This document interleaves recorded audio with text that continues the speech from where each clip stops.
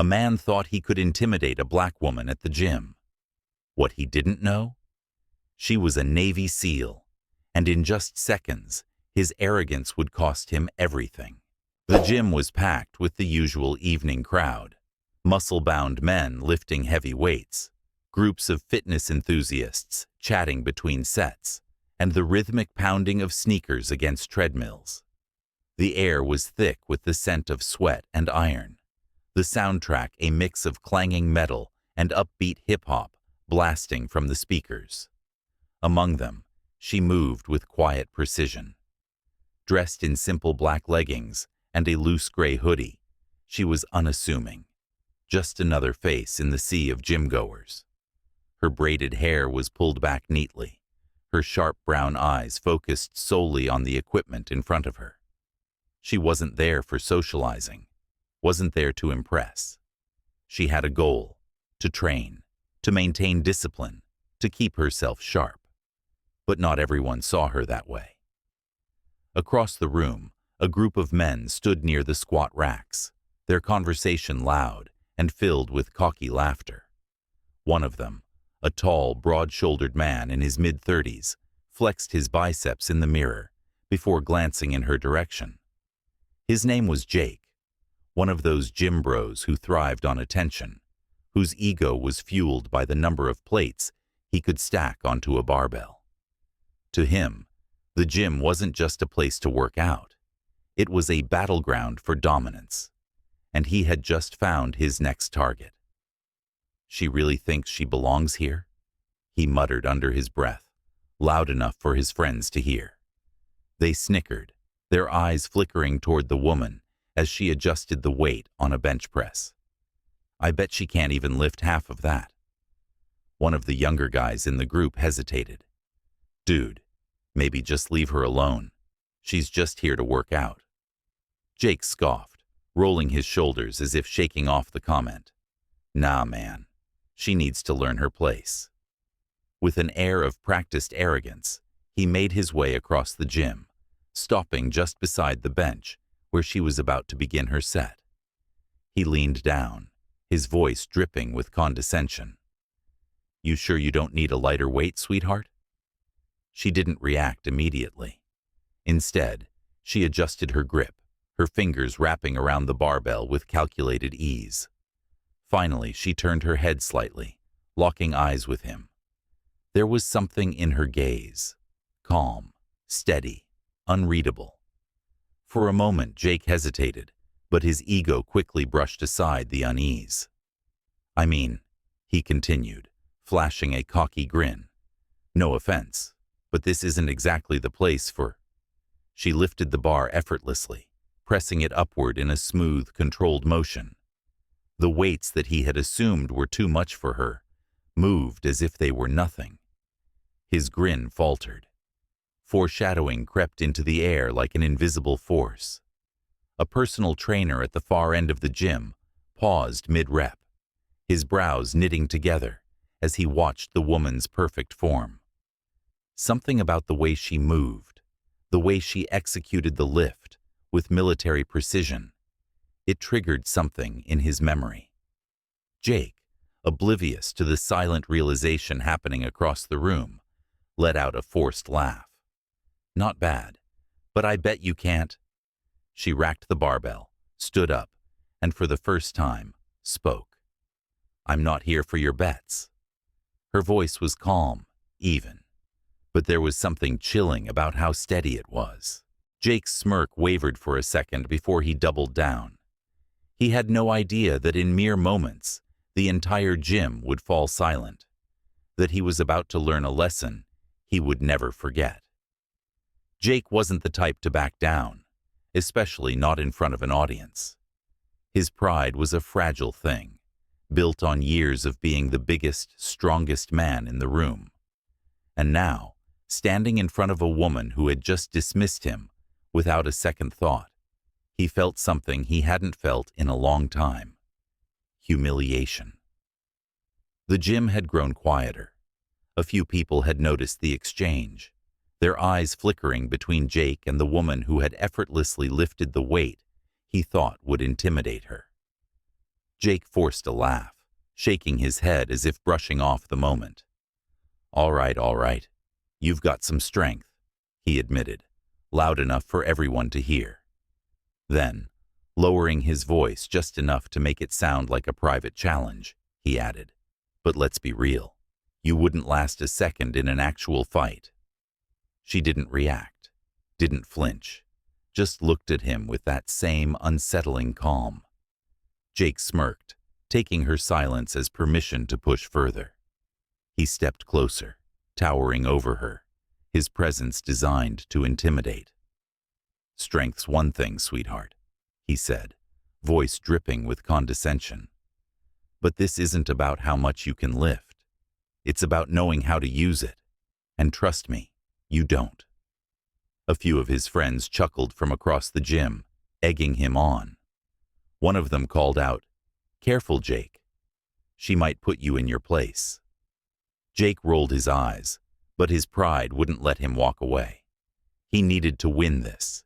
He needed to prove that whatever display of strength she had just shown was nothing more than a fluke. "You know what?" he said, crossing his arms. "Let's make this interesting. I'll give you a free shot." He tapped his chest mockingly. "Right here. Hit me with everything you've got." For the first time, she let out a slow breath. Not a sigh, not an exasperated exhale, but something controlled, measured. A shift in energy that only a few in the gym picked up on. The personal trainer from earlier, the one who had noticed her precision, tensed slightly. His eyes darted around, as if searching for confirmation of the suspicion forming in his mind. Jake grinned. "Come on, show me what you got." She didn't move. The silence stretched, thick with tension. A few gym-goers had stopped mid-set, their curiosity outweighing their workouts. Jake scoffed. "Yeah, that's what I thought." He turned, as if to walk away, but in a split second, his hand shot out, grabbing her wrist. A collective gasp rippled through the onlookers, but Jake never saw it coming. The moment his fingers wrapped around her wrist, her body moved in a blur. In one fluid motion, she twisted, using his own grip against him. A sharp pivot of her hips, a shift in her stance, and suddenly, he was airborne. His massive frame crashed onto the padded gym floor with a force that echoed through the room. The laughter from his friends died instantly. Weights clanked as people abandoned their sets, turning to witness what had just happened. Jake groaned, blinking up at the ceiling, disoriented. His brain struggled to process how he had gone from standing tall to being flat on his back in less than 2 seconds. She took a step back, completely unbothered, her breathing steady. "First rule," she said, her voice calm, but cutting through the stunned silence. "Never put your hands on someone without their permission." The trainer watching from the corner finally spoke, his voice a mix of realization and awe. "Holy shit, she's military." Murmurs spread like wildfire. Someone whispered, "Wait, you mean like army?" The trainer shook his head. Number not just military. His eyes locked onto hers, a newfound respect in his gaze. "She's a Navy SEAL." The weight of those words settled over the gym like a heavy storm cloud. Jake, still sprawled on the ground, coughed and tried to scramble to his feet. "Bullshit," he muttered, shaking his head. "No way." But there was hesitation in his voice now, a crack in his confidence. The woman simply stared at him, unblinking. And in that moment, he knew, deep in his gut, that he had just made the biggest mistake of his life. The gym was silent. Not the usual momentary hush before someone hit a personal record. Not the brief pause between songs blasting from the speakers. This was a different kind of silence. The kind that stretched heavy and thick, filled with disbelief. Jake was still on the floor, propping himself up on his elbows, his breath uneven. His mind raced, trying to rationalize what had just happened. There was no way she had thrown him like that. He had at least 50 pounds on her, all of it muscle. It didn't make sense. He forced out a laugh, though it came out weaker than he intended. All right, he muttered, pushing himself up. Lucky move. But the room wasn't laughing with him. No one was. A few feet away, the personal trainer still hadn't moved, his expression unreadable. His words from earlier still lingered in the air. She's a Navy SEAL. Jake scoffed, dusting off his gym shorts. Come on, he said, rolling his shoulders. There's no way. The woman remained perfectly still, her expression calm, unreadable. She wasn't gloating. She wasn't smirking. She was just watching. And somehow, that unsettled him more than if she had been laughing in his face. You want to try again? She asked. Not as a taunt, not as a challenge, just a simple question, as if she were giving him a choice. Jake clenched his jaw. He could feel the eyes on him, the weight of the stares pressing down like a physical force. His friends weren't stepping in to back him up. The gym regulars weren't shaking their heads and calling her lucky. They were just waiting to see what he would do next. And his pride couldn't handle it. His fists curled. Yeah, he said, voice lower now, stripped of the bravado. I think I will. Before anyone could react, he lunged. For a split second, there was movement, his muscles coiling, his body propelling forward with the kind of reckless aggression that had probably won him countless street fights. But she was faster. Before he even realized what had happened, his momentum had been redirected. His arm twisted, his balance stolen out from under him, like it was never his to begin with. And then, crack. Jake's body slammed into the floor for the second time, harder this time. His breath shot out of his lungs in a painful gasp. But she wasn't done. Before he could move, she had him in a chokehold, her arm wrapped around his neck, her legs securing his body in place. He struggled, his hands clawing at her arm, but she had him locked in tight. His size didn't matter anymore. His strength didn't matter. He was trapped. The realization hit him like a freight train. Tap, she said, voice calm, steady. Jake's vision blurred at the edges. The lack of air was getting to him. His movements became frantic, desperate. She didn't tighten the hold. She didn't have to. She knew exactly how long he had before panic turned into unconsciousness. And then, just when it seemed like he might be too stubborn to do it, he tapped, hard. The moment she released him, he rolled onto his side, coughing violently, gulping in air like a drowning man breaking the surface. No one spoke. No one moved. And then, a single voice cut through the silence. Holy shit. It was one of Jake's friends, his face pale. Jake sat up slowly, his hand still on his throat, his chest rising and falling in ragged breaths. He looked up at her, something different in his eyes now. Not anger, not humiliation, fear. She stood, adjusting her hoodie, completely unaffected, like this was just another training session. Never attack someone without knowing what they're capable of, she said simply. It might not end well for you. Jake swallowed hard. He wanted to say something, anything, but the words wouldn't come. Behind them, the trainer let out a slow breath, shaking his head. I knew it, he muttered. SEALs move different. The murmurs started again, spreading through the gym like wildfire. People whispered, some nodding in agreement, others staring at her in awe. But she didn't stick around for the attention. Without another word, she grabbed her water bottle, slung her gym bag over her shoulder, and walked toward the exit. As she passed Jake, she didn't stop, didn't even look at him. But just before stepping through the door, she paused for the briefest moment and said, "You should really work on your balance." Then she was gone. and the entire gym was left standing in stunned silence, watching the door long after she had disappeared. Jake sat there, still on the floor, his breath coming in ragged, uneven gasps. His hands trembled slightly as he wiped the sweat from his brow. The gym was still deathly silent, as if everyone was holding their breath, waiting to see if he would try to salvage what little dignity he had left.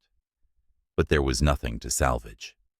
His friends, the same ones who had laughed and encouraged him just minutes ago, stood frozen. Some of them avoided eye contact entirely.